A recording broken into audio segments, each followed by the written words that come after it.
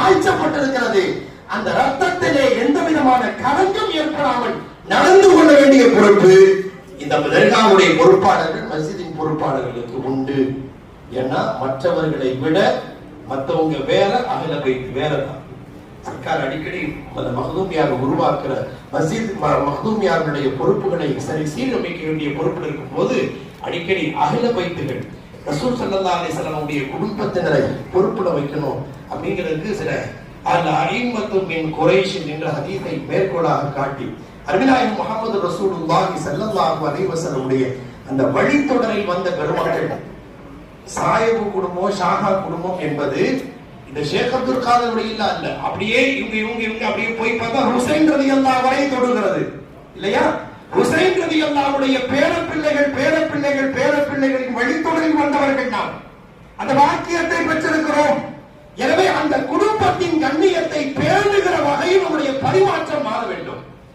ஜாஃபர் சாதிக் ரலியல்லாஹு அன்ஹு அவர்கள் ரசூலுடைய குடும்பத்தை சார்ந்தவர்கள், அஹ்ல பைத். அவங்கள்ட்ட நீங்க தான் ரசூலுடைய குடும்பமாச்சே அப்படின்னு அவங்களை கண்ணியப்படுத்த போனா என்ன ஆள விடுங்க. அவங்க சொல்லுவாங்கன்னா நாளை மறுமையில ரசூல் என்ன பார்த்து ஏதாவது கேள்வி கேட்டா நான் பயப்படுறேன்.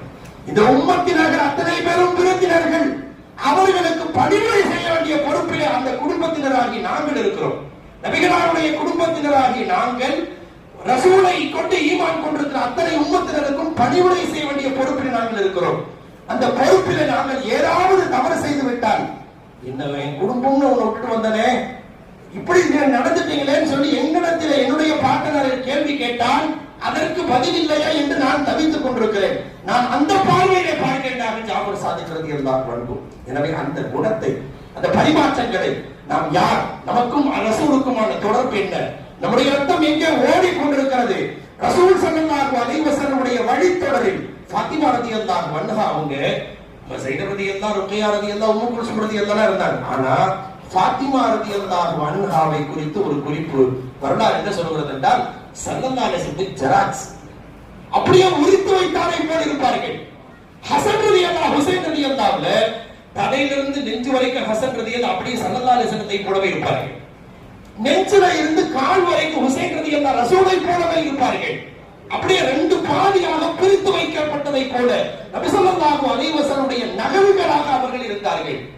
அப்போ ரசூலுக்கு பிறகு ஸல்லல்லாஹு அலைஹி வஸல்லத்தை பார்க்க முடியவே இல்லையே என்கிற ஏக்கம் யாருக்கெல்லாம் இருந்ததோ அவர்களெல்லாம் ஹசன் ரலியல்லாஹு, ஹுசைன் ரலியல்லாஹு பார்த்து ரசூலை பார்த்த பேரின்பத்தை பெற்றுக் கொண்டார்கள்.